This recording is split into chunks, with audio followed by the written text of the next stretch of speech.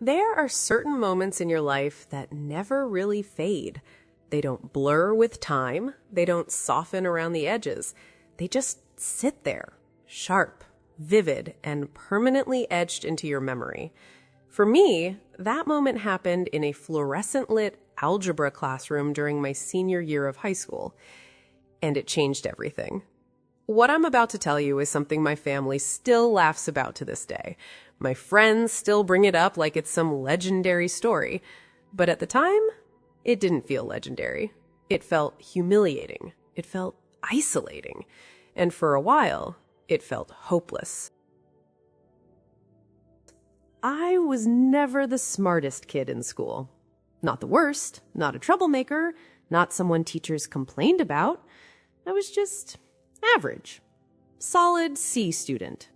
Never had detention, never got suspended, never had a bad record. If anything, I tried harder than most people probably realized.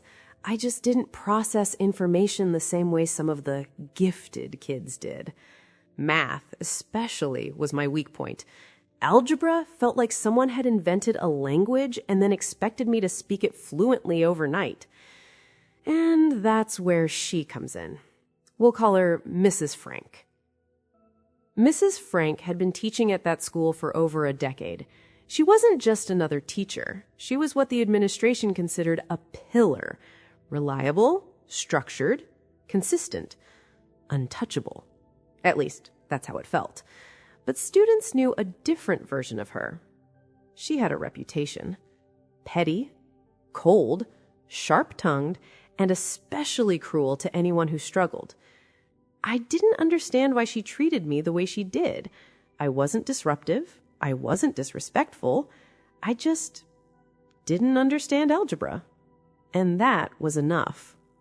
The first time she embarrassed me, I thought maybe I was overreacting. I raised my hand and asked her to explain a step in a problem. She looked at me, paused, and said, loud enough for the entire class to hear, "And here comes the slow one again." The class laughed. You know that kind of laugh, the uncomfortable one, the one where people aren't even sure if they should laugh, but they do anyway because they don't want to be the next target. My face burned, but I told myself it was a one-off comment. Everyone has bad days, right? Wrong. Over the next few months, it became predictable. Every time I asked a question, "Wow, surprise, surprise, you don't get it again? Do we need to slow this down to elementary school speed? Maybe algebra just isn't for everyone." She never shouted. That's what made it worse. It was calm, calculated, almost casual, like she genuinely believed I was beneath her time. And the worst part? The administration adored her. Parents respected her. Other teachers defended her. She was the golden child. I tried reporting it once. I went to the office and explained what was happening. They said they'd look into it. The next day, an administrator sat in the back of the classroom observing. Mrs. Frank was polite, patient, professional. She answered my question with a smile. The administrator left. The next day, right back to it. It went on for months. Imagine being 17 or 18 years old, already insecure about your intelligence, and having an authority figure confirm your worst fears in front of your peers. It changes how you see yourself. You stop raising your hand. You stop trying. You sit smaller, quieter. You start believing maybe you really are the dumbest person in the room. And that's exactly what was happening to me. Until one day, something shifted. I don't know what it was. Maybe it was exhaustion. Maybe it was anger finally outweighing embarrassment. But I realized something. If no one believed me, I needed proof. I went to Radio Shack. That's how long ago this was. I bought a small voice recorder. Nothing fancy, just something that could sit in my hoodie pocket unnoticed. Before I used it, my parents and I made sure it was legal. In my state, recording someone in their place of business without both parties' consent was allowed. We checked, double-checked. Then, I started recording. Every class, every insult, every sarcastic jab. At first, I felt guilty, like I was doing something wrong. But then she'd say something like, "I've been teaching for over 10 years and I've never had someone struggle this much." And the guilt disappeared. I wasn't setting her up. I was documenting reality. Sometimes I even asked questions I already half understood, just to capture her response. If she was going to belittle me, I was going to preserve it. Then came the day I'll never forget. It was near the end of the school year. I raised my hand, asked a question. I don't even remember what it was anymore, but I remember her response perfectly. She sighed, looked at me, and said, "I've been teaching here for over 10 years, and that was the single dumbest question I've ever heard come out of anyone's mouth." The class went silent. Not even laughter this time, just silence. Something inside me clicked. Not anger, not sadness, clarity. I calmly closed my notebook, zipped my backpack, stood up, and walked out. Because I was 18, I was allowed to dismiss myself. I went to the nurse's office, signed out, and left. No scene, no yelling, no dramatic exit, just done. At home, I transferred every recording, listened to them one by one. It was worse hearing it back, because now there was no adrenaline, no shock, just her voice, clear, mocking, repeated over months. I edited them together into one file, a timeline of humiliation. It wasn't revenge, it was evidence. The next morning, I went straight to the principal's office. I sat across from him and explained everything. He looked skeptical at first, but then we pressed play. 10 seconds in, his eyebrows moved. 30 seconds in, he leaned back. 1 minute in, he stopped me. He said, "I think we need more people in this room." He scheduled a meeting for the next morning. Board directors, vice principal, school officer, and Mrs. Frank. I barely slept that night. What if this backfired?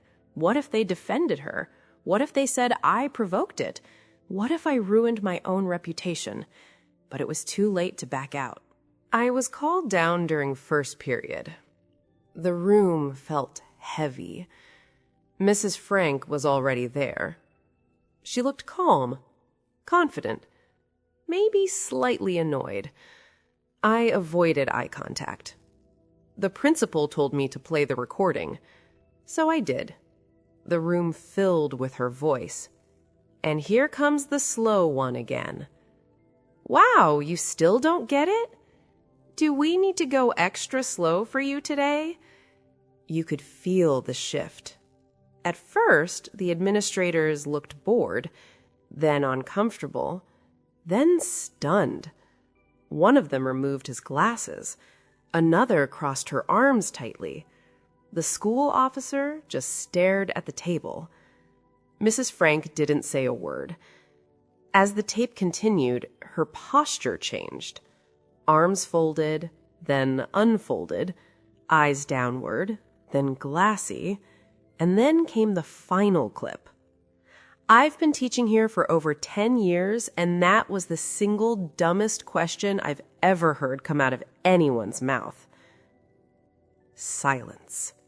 The recording ended. The principal looked around the room. No one spoke.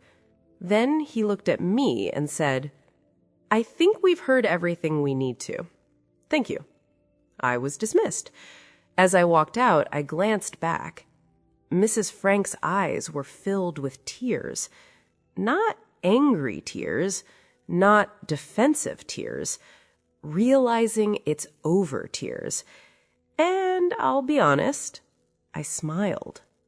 Not proud, not kind, just satisfied. She wasn't in class the next week, or the week after that. Word spread fast. By lunch, everyone knew. Students I barely talked to were thanking me. Some teachers avoided eye contact. Others looked cautious. It was surreal. Eventually, it was confirmed. She was terminated. The district kept the recordings in case she tried to sue. As far as I know, she never taught in the area again. Her reputation followed her, and that was bad. Now, years later, I don't see it as revenge. I see it as accountability. She wasn't fired because I was vindictive. She was fired because she built a pattern of cruelty and believed she was untouchable. All I did was hold up a mirror. And sometimes that's enough. I learned that authority doesn't equal integrity. I learned that documentation is powerful. I learned that silence protects the wrong people. But I also learned something about myself. I wasn't stupid. I wasn't slow. I was a kid struggling in one subject. And struggling doesn't make you lesser. It makes you human. If Mrs. Frank ever hears this story, I don't wish you harm. I don't celebrate your financial loss. But I hope you learned something. Because I did. And that lesson lasted far longer than algebra ever did.